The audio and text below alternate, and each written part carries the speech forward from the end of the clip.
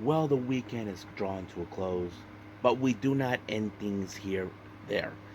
So for today, we're just going to be doing two reviews, and these are from this past Friday on September 13th. The first one is, of course, CMLL or Consejo Mundial Lucha Libre with their 91st anniversary show. So I will make details on this promotion on certain matches so you guys can understand. That way, we won't get confused. And then, of course, we finally get to do TNA Victory Road.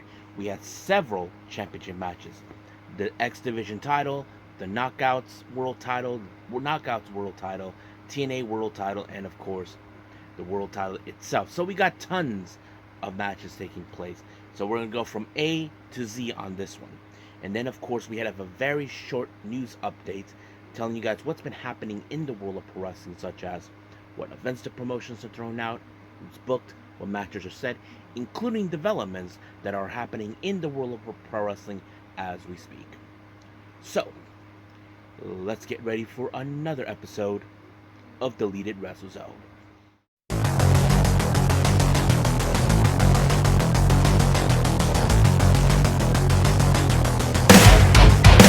Are you ready?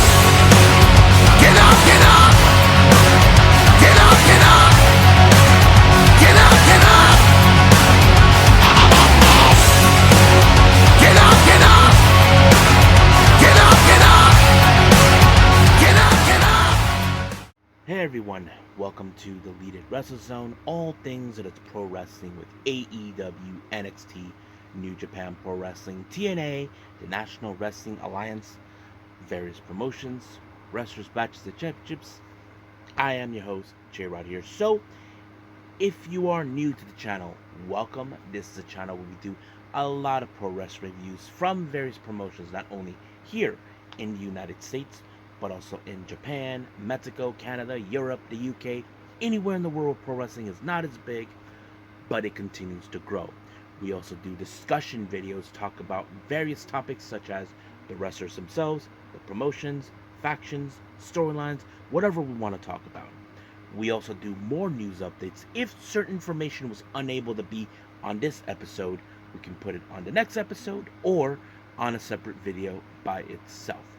We also, of course, do real-timing news updates to keep you guys on alert if something has happened in the world of pro wrestling that needs to be addressed ASAP. We also, of course, got the Unagi Sayaka Watch and various other cool wrestling content as well. So if you like what you see, please subscribe to us or click on that subscribe button. You'll be getting a lot of daily reviews and other cool wrestling content as well. But if you like this episode, please give us a like on the like button or a nice comment in the description down below. Now, all introductions have set aside. It's time to get this show on the road. So let's begin with, of course, with the Mexican promotion, CMLL.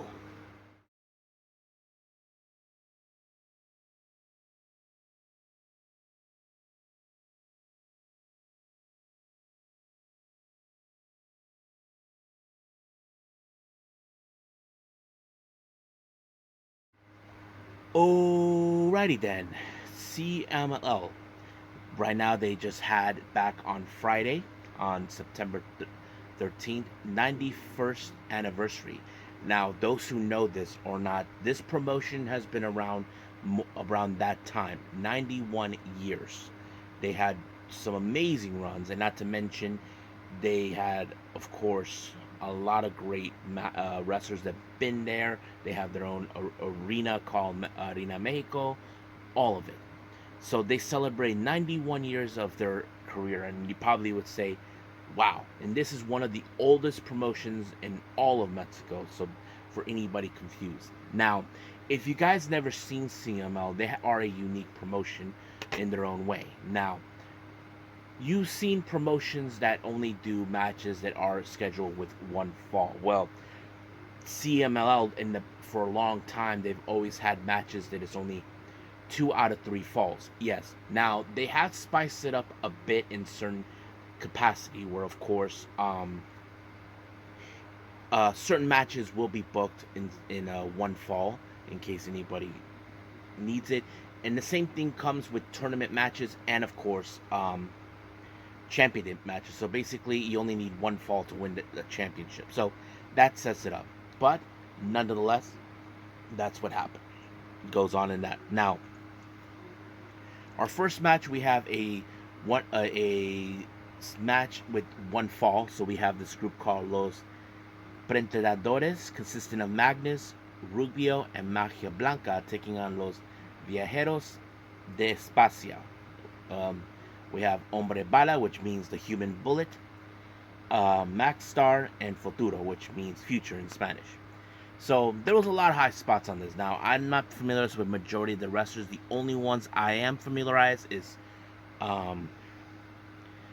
Magnus and Rugido. Reason is Magnus, if you guys know this or not, he is Mystico's cousin. So yes, so it would explain.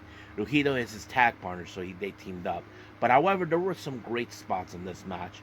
But in the end, it was Max Star who did something really cool that allowed him to pick up the win when he pinned, of course, Magnus. And just like that, it was completely over. Excuse me. Now, our next match, this is a 2 out of 3 falls match. Just bear with me, people. 2 out of 3 falls. Team number 1, we have Soberano Jr. He teams up with the Chavez brothers, or Los Hermanos de Chavez, consisting of Angel Oro and Niebla Roja. And they take on Neon, Star Jr., and Templario. So many of you may have seen Soberano Jr. Star Jr. and Templario, they were part of the Fantastic Mania not too long ago. But yes, so you can get the drift from there.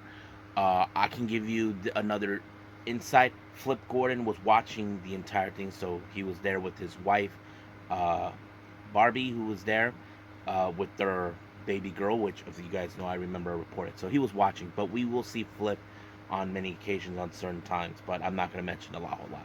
Now, the first fall goes into the favor, of course, of Soberano, so he got that. Second fall, Templario, when he applied a sit-down power bomb on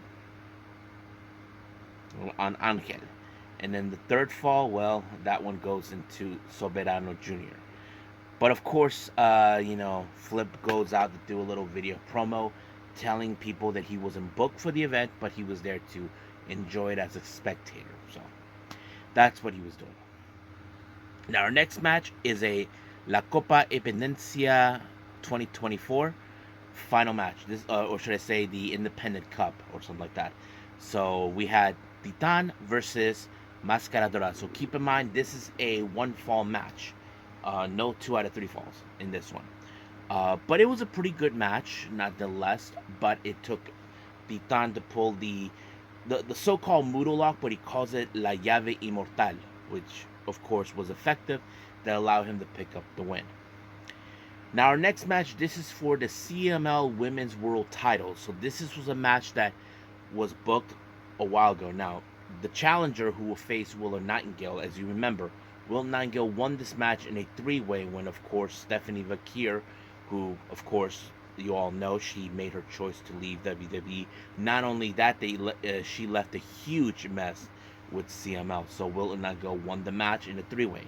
But however, she is put in this match against Stephanie Vakir's tag team partner, Success. Now, Success, as you know, mentioned after the match when Willow won the title, that to her it feels like an insult that an outsider, or should I say, an American, won this belt. But she earned it anyway because she has been one of the top rising stars in AEW. But she gets her opportunity. Now, you would think that Willow Nightingale will try to retain the belt. Nope. This belt ended when, of course, Success applied a Spanish fly, and of course, 1, 2, 3, gained the title and become the new CML Women's World Champion. However, I'm sure she will pay attention for the upcoming event with the Amazonias. Now, our next match is a 2 out of 3 falls match as well, in a 6-man tag team match. We have, of course, the international wrestlers. We have, straight up from New Japan Pro Wrestling, Satoshi Kojima.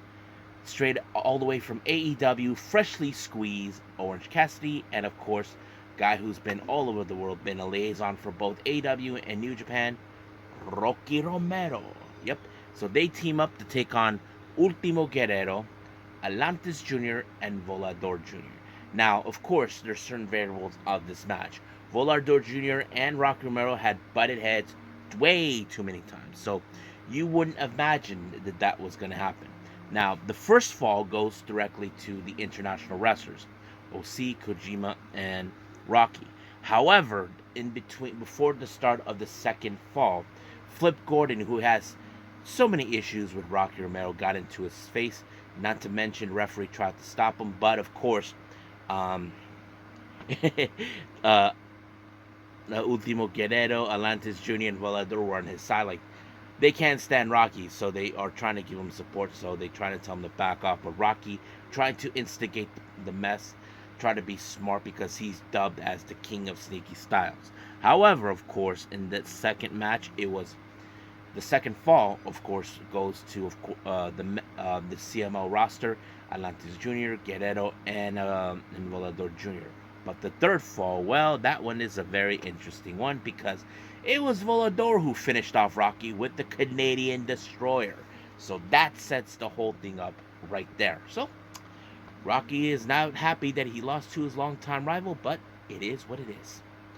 Now, our next match is a very interesting match. This one is a mask versus mask match in a four-way setting. Now, whoever is the last one pinned or submitted, well, they have to do the one thing that is you can say is an embarrassment, a disgrace, however you want to do it. They have to take off their mask.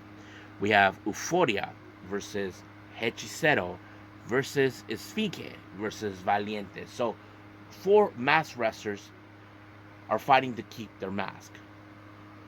Now, Esfinge and Valiente, in fact, were out, but however, it was Euphoria who lost the match when he got submitted by Hechicero, and his son, those who know this, I did not know this, his son Soberano Jr. was there, basically a little saddened that his own dad had to take off his mask, which he did. That's a tradition that has to happen. They have to honor the agreement that, yes, you put your mask on the line, now you have to honor it by taking it off, show your face to the world. We have seen many wrestlers in the past, even me as a kid growing up, I've seen that. But yes. Now, our main event, this is between Chris Jericho and Mystico in a 2 out of 3 falls match. Now, of course, Jericho wasn't alone. He had Big Bill by his side. But it was Jericho that picked up the win when he applied the walls of Jericho. So that kind of sets it up. But the second fall, Mystico won by using a pinfall move. But of course, Big Bill was going to get involved in the third fall to ensure it was going to go to Jericho. But it was Mystico with his submission La Mística that sets it up and won the match. However, while Mystico tried to celebrate his victory, well, Big Bill showed up and attacked him. And then, of course, out of nowhere, Orange Cassidy came up to save him. So, he did. He gave Big Bill 2 orange punches, and just like that. And then he met up with Mystico and gave him his sunglasses. Well, should I say, put them on himself. But it ended just like that. And, of course, this led to that confrontation that we did see on AEW Collision, where of course Jericho retaliated for what happened in Mexico. So there you have it. So I don't know when I will cover another CML event. I missed out on a whole lot, but luckily I got this one for all of you. So I think we are done with CML. Let's move on with TNA.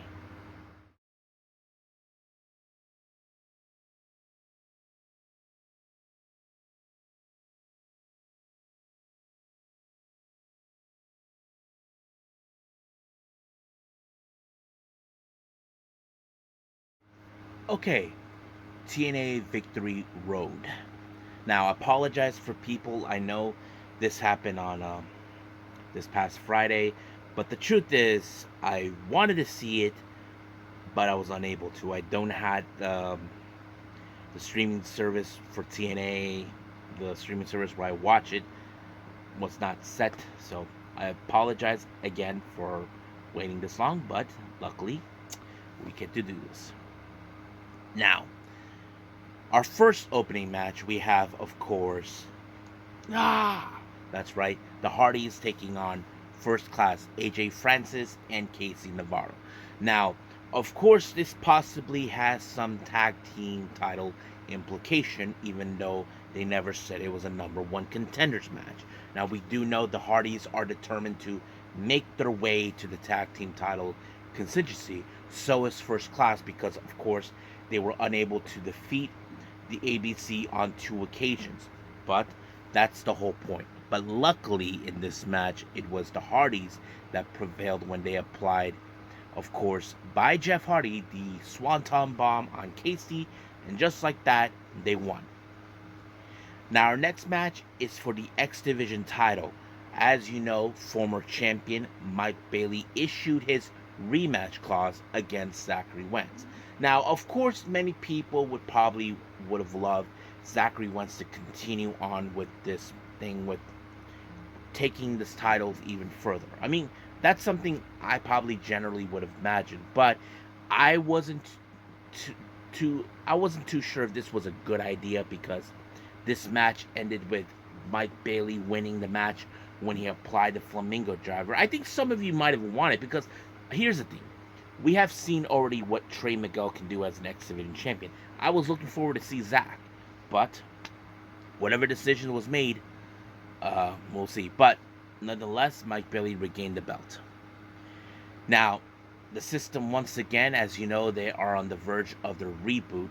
However, there were certain things that they did talk. As you know, Alicia Edwards unable to participate, so she asked Tasha Steelz to replace her in the match for the TNA Knockouts Tag Team title. So we'll get to that. Now, we were supposed to have Rhino and BCO teaming up to take on Matt Cardona and Steph DeLanders. However, Steph DeLanders put in a little twist, telling her that she will be out of action for a while due to a neck injury or something. So basically, she needs to take care of herself on this one and all of this. And of course, she left with PCO. And then, of course, while Rhino was leaving, Cardona could not leave TNA with his pound of flesh, that sort of thing. But yeah. Now, our next match is the TNA Knockouts World Tag Team titles. Spitfire, Danny Luna, and Jody Threat taking on Masha Slamovich and Tasha Steelz. Now, Alicia was there as well. Of course, we were going to see Tasha Steelz getting involved in this match, and somehow. But however, it was Spitfire that it was able to pick up the win when they put away Masha Slamovich, and just like that, they regained the belt, becoming 2-time tag champions. However, in the post-match, Masha Slamovich was attacked by both Tasha and Alicia, so it seems that it was decided by Alicia was going to go forward. But we'll see what happens from there. Now, our next match, we have, of course, Josh Alexander versus Joe Hendry. Now, this feud dates back all the way to Slammiversary. If you remember, it was Josh Alexander low-blowed Joe Hendry in the match, costing him in hopes of one day winning the TNA World Championship. However, that was the whole point of the whole thing. Now, we did see certain elements in this one. And then, of course, Alexander shoved the referee to put him out of commission. And then, of course, he low-blowed Joe Hendry once again. But Joe Hendry got up, pulled out what he had in his trousers, and he had a cup. So I'm using a phrase from the movie, what's it called? The Longest Yard, the one where Terry Crews says, "That's why you got to protect those McNuggets." So I think you got to be prepared. And I don't think Josh Alexander expected it. But, of course, Joe Hendry applied the standing ovation, but he gave a little payback to Josh Alexander with the ankle lock. But he modified it in his own way, kind of like putting the ankle lock and also a somewhat version of the Boston Crab. And that was effective. I don't know what to call it, but it worked in his favor. So, what's next for Joe Hendry? I'm sure right now his mission is to hope to get to the top of the TNA World Championship. I'm sure that's something in his mind, so we'll see from there. Now, our next match, we have the TNA World Tag Team titles. We have the System, those idiots, Brian Myers and Eddie Edwards, taking on the ABC. Now, we do know that, of course, the System are doing what they call the reboot in hopes of regaining the belt to be back on top. And, of course, as always, Alicia gets involved in this match. But unfortunately, this match ended with, of course, the Boston Knee Party onto Chris Bay, allowing for Eddie Edwards to pick up the win and have him and Myers to regain the belts.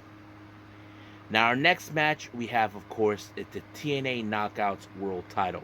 We have Wendy Chu, of course, taking on Jordynne Grace. And, of course, there was going to be some crazy moments. And not to mention, Wendy Chu was intending to choke out Jordynne Grace, and it did not work. But, however, Jordynne Grace was able to overcome it when she applied the Juggernaut Driver, and just like that, it was over. And then, of course, in the post-match, we saw the numbers game. Rosemary attacked Jordynne Grace, becoming a 2-on-1 insult, but nonetheless, we'll see what happens down the road.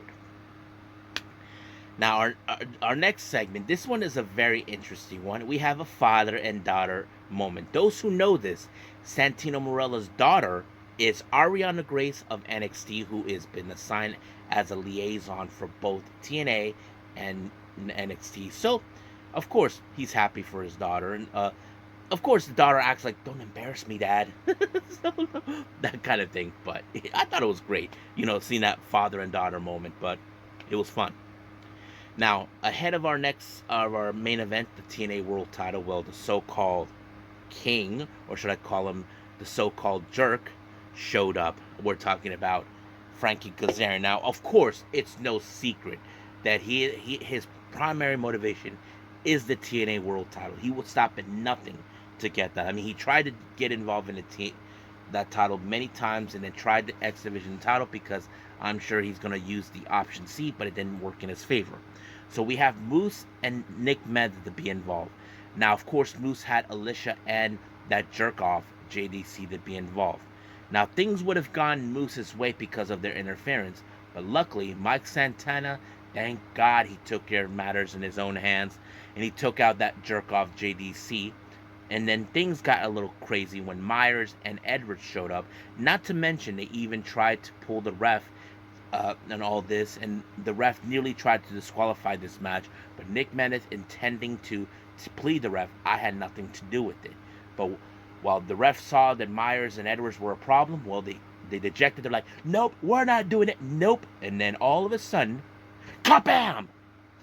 JBL showed up, took matters in his own hands. Of course, it was shocking, and I did not expect that. Nobody did, but it happened. So I can't wait to see what Moose and the rest of the system will bitch about, knowing that this was a travesty. Well, hey, Nick Mena has friends in high places. What did he expect? But of course, it's still unclear what JBL was doing. But Moose was almost close, but it was Nick Mena with the Danger Zone that sealed the deal for him, for Nick Mena to retain the belt. Now, as I said before, don't know what's going to happen on Thursday. Is there going to be hell to pay by Moose? Now, of course, Moose has two things that he probably will contend. One, Mike Santana. Two, JBL.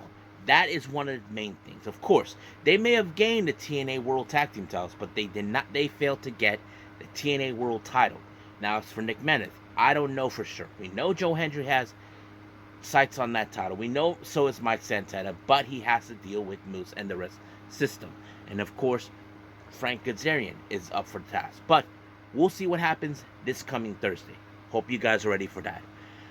So I think we are done with TNA, and I think it's time to do our last and final thing, and I believe that is news updates.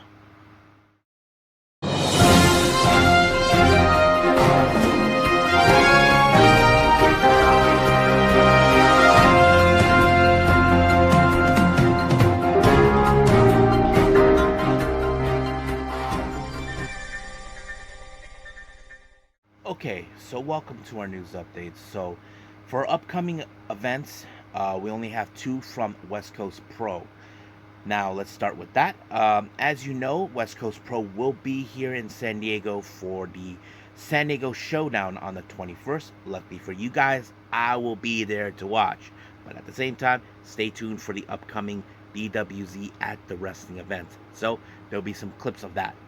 And of course, it was announced for that particular day. We have Jordan Cruz, who is a local from here. He'll take on Beef. Yeah, the same Beef who's been hanging out with Anthony Green, being his second cousin. So the same guy. And then, of course, the following month on the 11th of October, for that thing that should not be, Alpha Zoe will be in action to take on Mad Dog Connolly. So I don't know who this Mad Dog is, but hopefully I get the chance to see it. Now for some interesting developments. Those who are Yoshi wrestling fans, you may have heard that Miran, who is a Yoshi wrestler from the promotion Diana, well, she just officially had her last match with Diana at the Itabashi Green Hall. The reason she's saying that she has the last match is because she will be on hiatus. Now, just to make this clear, she is not retiring. She's not graduating. She's just taking some time off. And those who know this, Miran, she's 15 years old. Now, it's very common for wrestlers of that age to take time off. Now, my speculation that she's going to focus on her studies. She's still in high school or something like that. We've seen that before with many wrestlers. We're talking about Rina and Hina, the twins, and certain wrestlers are still doing that. So it's very common. Now it's still unclear when she'll be back, but hopefully she comes back and hopefully she gets better at it as well. Now, you may have heard mention about Matt Riddle talking if he had any interest of going to AEW.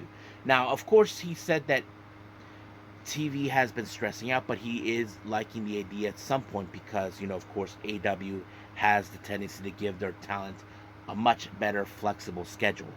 But now it's been foretold that Tony Khan has no interest in having Matt Riddle. Now, of course, I would like to think that maybe Tony Khan has no interest of that because we all know how things were. I'm sure Tony Khan has been paying attention to what's been happening with WWE when it comes to wrestlers like Matt Riddle. So we'll see what happens because it's the same kind of situation we saw with Tessa Blanchard, of course, but we'll see where that leads. Now, many of you know Hideki Suzuki. You may remember him. He was that guy from Diamond Mine in the early stages with Roderick Strong and the rest of course, the Creed brothers. Well, Hideki Suzuki has served as Giulia's mentor, and he had a few things to say, and one of them is that he had no idea that Giulia was going to WWE. So, probably you're saying, what? He had no idea? Well, this is what he said initially. I honestly had no idea she was going to WWE. Giulia told me in late August that she was going to America, but I didn't hear WWE. I thought for sure it was Sukeban. It's the other promotion, you guys. We only see do shows every few months. So she thought of that. So I never imagined it would be WWE.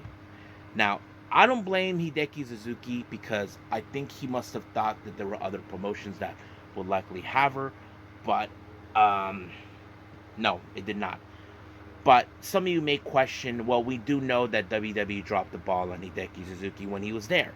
But he did say he gave her, on his advice to Giulia in WWE. So this is what he said about that, giving her advice. I would think each of the current Japanese female wrestlers has their own characteristic. I think Asuka has an incredible performance ability, expressiveness, including her speaking skill. I think Io Sky is the best female wrestler in the world when it comes to the ring, including her skills. Kairi is cute, but she also has that scary side to her. So each character has their own personality, and what areas can Giulia make use of her individuality? She doesn't need to change, but it's about how she makes most of it. And I think it's the best to remember that is not in Japan. So I have to say Hideki Suzuki is doing something right. He knows that each of the Joshi wrestlers who WWE currently has, they do have a specific characteristic, but we'll see what happens. Now, finally, this one is something that has been, of course, been going around, but we haven't had 100% confirmation. Now, this was coming from Conan. Many of you don't like him. You think of him that he's a scumbag. I mean, I don't know for sure because there's some things that are true in some capacity. He revealed that a source in AEW told him that Britt Baker and Adam Cole are no longer together.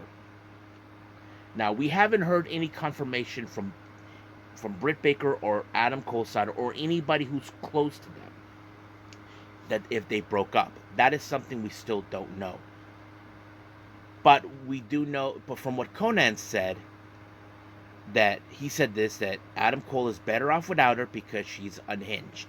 Now, I think some of you think that's an insult, but no. We know that recently Britt Baker has been was suspended for a while because she said some negative remarks about MJF and Will Ospreay's match for the international title.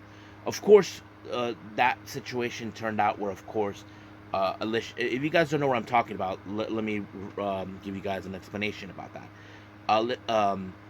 Britt Baker was talking about that match, and those who know this, of course, Britt tried to explain this to the women's locker room about it, but in the women's locker room, there was Alicia Atut, who is a interviewer.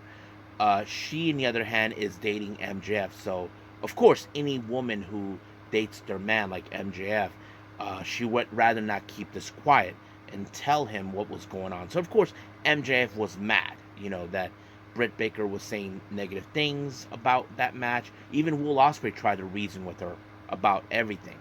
So, we don't know why. If she's unhinged, it would explain it. We haven't seen her since All In. So, if there is something going on, yes, but we haven't heard it.